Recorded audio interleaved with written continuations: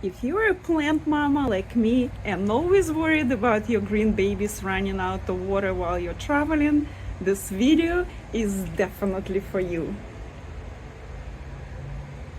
This is a very easy and inexpensive way.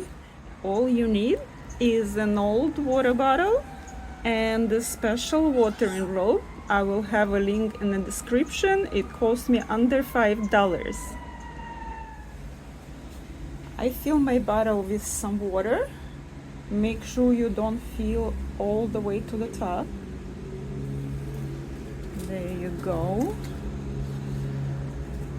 And I pre-cut the rope into some pieces. So we will be using this one.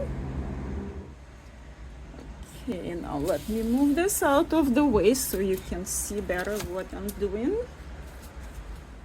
And the next step will be to soak your rope in the water. I just done that. And now one side goes in your bottle in the water and other end goes in your pot. So you lay it on top of the soil. I like to spread it around a little bit so all sides get some water, and bury the end under. Now there is a way to control how fast or slow your water goes.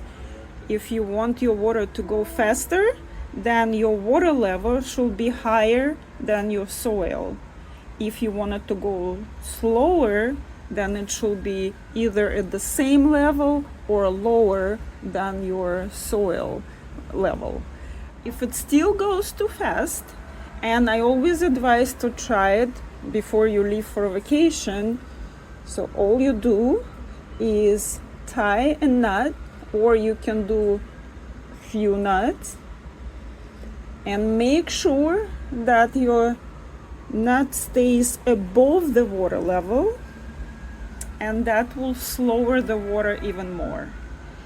I hope this video was helpful for all you gardeners.